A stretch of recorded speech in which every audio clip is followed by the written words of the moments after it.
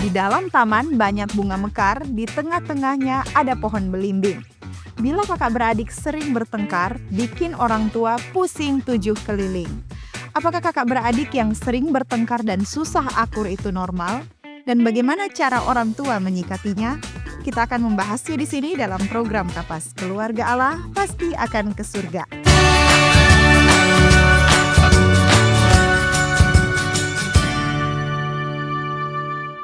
Pertengkaran kakak beradik adalah salah satu ujian yang kerap dihadapi oleh orang tua yang memiliki anak lebih dari satu.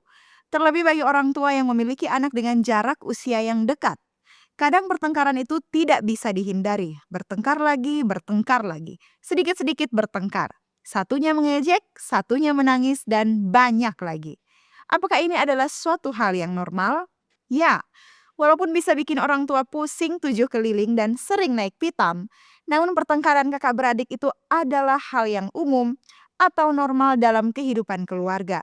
Bahkan melalui gesekan inilah anak belajar mengenal emosi, berbagi, mengalah, dan menyelesaikan masalah.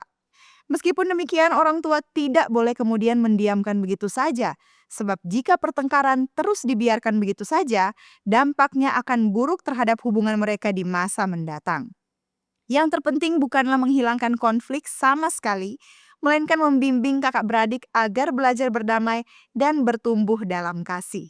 Nah, apa saja penyebab kakak beradik susah akur dan sering bertengkar? Pertama, cemburu dan persaingan untuk mendapatkan perhatian.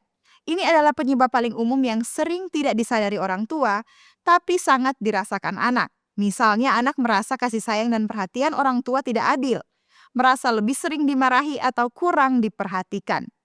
Yang kedua, perbedaan usia dan tahap perkembangan. Kakak ingin diakui sebagai yang lebih besar, adik ingin diperlakukan setara. Cara berpikir, emosi, dan kemampuan menyelesaikan masalah berbeda. Akhirnya pertengkaran muncul karena ekspektasi yang tidak seimbang. Yang ketiga, kepribadian yang bertolak belakang. Contoh, yang satu tegas dan dominan, yang satunya sensitif dan pendiam. Kemudian satu anak rapi, yang lainnya spontan. Perbedaan ini membuat mereka mudah saling kesal. Yang keempat, keterampilan mengelola emosi belum matang.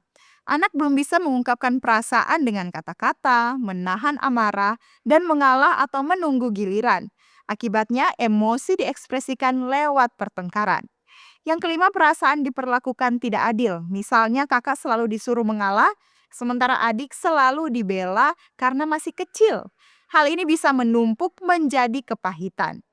Yang keenam, anak meniru dari lingkungan. Anak belajar dari cara orang tua menyelesaikan konflik, nada bicara di rumah, tayangan atau permainan yang agresif. Ingat, anak-anak meniru cara bertengkar bukan hanya kata-kata.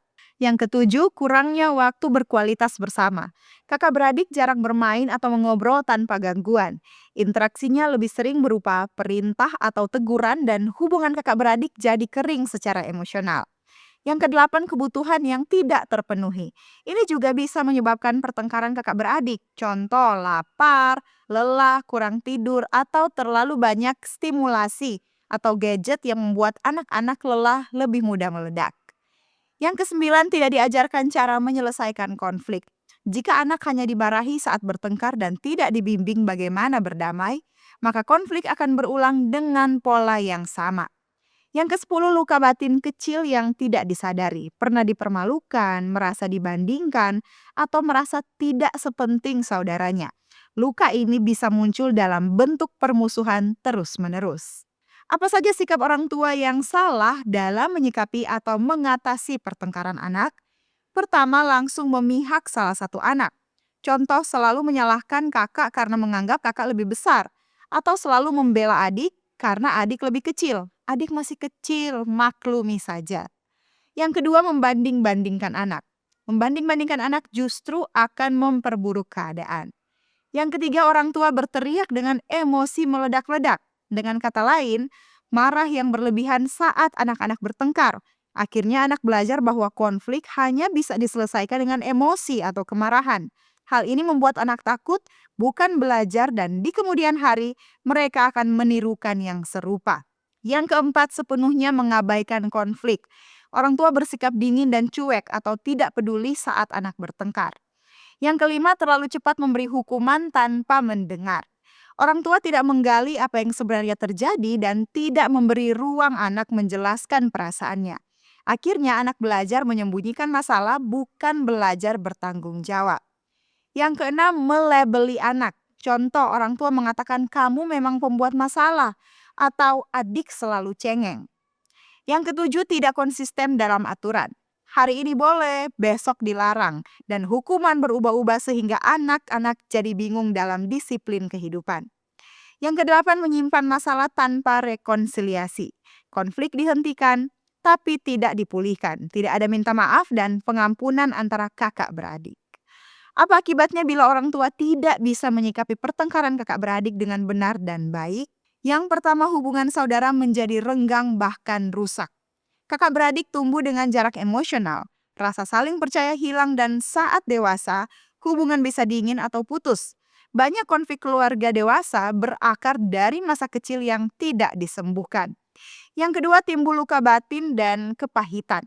Anak merasa tidak didengar, merasa tidak adil atau tidak dicintai. Emosi dipendam lalu berubah menjadi kepahitan. Yang ketiga, anak belajar cara mengatasi konflik yang salah. Anak menyerap pola marah, berteriak, menyakiti, diam, dan memendam amarah. Pola ini bisa terbawa ke sekolah, ke pernikahan, atau dunia kerja. Yang keempat, harga diri anak rusak. Anak yang sering disalahkan merasa tidak berharga. Anak yang selalu dibela jadi tidak belajar bertanggung jawab. Akhirnya, keduanya sama-sama terluka.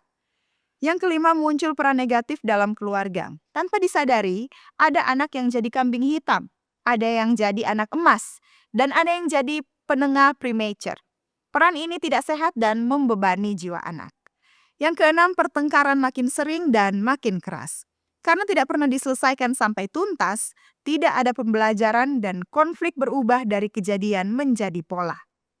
Yang ketujuh, anak kehilangan teladan kasih dan keadilan. Anak mungkin bertanya dalam hati, kalau di rumah saja tidak adil, bagaimana dunia?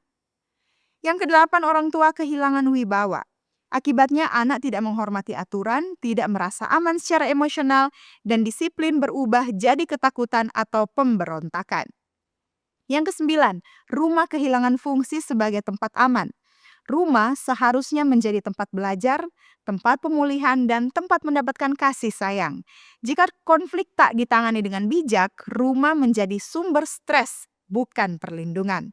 Bagaimana seharusnya orang tua menyikapi dan mengatasi pertengkaran kakak beradik dengan benar dan bijak? Yang pertama, tetap tenang dan menguasai diri. Orang tua perlu menurunkan emosi sebelum bertindak, kemudian menjadi penstabil suasana, bukan pemicu amarah. Karena anak-anak belajar pengendalian diri dari teladan orang tua. Yang kedua, menjadi penengah, bukan hakim. Dengarkan kedua sisi cerita. Fokus pada perilaku, bukan siapa yang lebih salah. Tujuannya adalah keadilan, bukan kemenangan salah satu pihak. Yang ketiga, menerima perasaan anak. Contoh, mama tahu kamu marah, atau papa dengar kamu kecewa. Hal ini membuat anak merasa dipahami dan lebih siap menerima arahan. Yang keempat, tegas pada perilaku, lembut pada pribadi. Artinya perilaku salah, dikoreksi, namun pribadi anak tetap dihargai. Yang kelima, ajarkan cara menyelesaikan konflik. Bimbing anak untuk mengungkapkan perasaan dengan kata-kata, mendengar tanpa menyela, kemudian mencari solusi bersama. Jangan hanya berkata, jangan bertengkar, tetapi tunjukkan caranya. Yang keenam, dorong tanggung jawab, bukan saling menyalahkan. Klarifikasi apa peran masing-masing dalam perkara yang dimaksud, atau apa yang masing-masing telah lakukan, kemudian tanyakan apa yang harus masing-masing lakukan setelah itu. Hal ini membentuk kedewasaan. Yang ketujuh, arahkan pada rekonsiliasi, bukan sekadar damai yang semu. Dorong permintaan maaf yang tulus, ajarkan mengampuni, dan pastikan hubungan dipulihkan. Yang kedelapan, berlaku adil dan konsisten. Aturan jelas, konsekuensi seimbang, dan tidak berubah-ubah agar anak-anak merasa aman dan dipercaya. Yang kesembilan, bangun komunikasi rutin di luar konflik. Adakan waktu khusus bersama tiap anak dengan percakapan ringan tanpa menghakimi. Ingat, dengan hubungan yang kuat, konflik lebih mudah diselesaikan. Yang kesepuluh, doakan dan serahkan pada Tuhan. Doakan anak-anak bersama dan selalu libatkan Tuhan dalam proses pendewasaan. Alkitab mengatakan dalam Efesus 6 ayat 4, "Hai Bapak-bapak, janganlah bangkitkan amarah di dalam hati anak-anakmu, tetapi didiklah mereka di dalam ajaran dan nasihat Tuhan." Orang tua harus bersikap adil, tidak memihak secara emosional, dan tidak memperkeruh suasana, dan tidak mempermalukan anak. Kolose 3 ayat 13 katakan, "Hendaklah kamu sabar seorang terhadap yang lain dan saling mengampuni." Pertengkaran kakak beradik bisa jadi momen terbaik orang tua untuk mengajarkan minta maaf yang tulus, saling mengampuni dari hati, serta tidak menyimpan dendam. Sebagai kesimpulan, anak yang susah akur dan sering bertengkar adalah hal yang wajar. Tetapi sikap orang tua sangat menentukan dampaknya. Orang tua yang benar tidak sekadar menghentikan pertengkaran, melainkan menjadi penengah yang tenang, adil, dan penuh kasih. Dengan meneladankan pengendalian diri, mengajarkan komunikasi, tanggung jawab, pengampunan, dan rekonsiliasi, orang tua menolong anak bertumbuh dalam karakter dan kasih.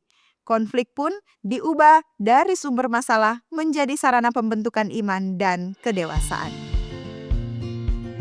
Demikianlah pembahasan kita kali ini, dan bila sahabat Kapas merasa diberkati, jangan lupa untuk like dan komen, serta bagikan tayangan ini supaya semakin banyak orang lagi yang diberkati. Tuhan Yesus memberkati kita, dan salam Kapas.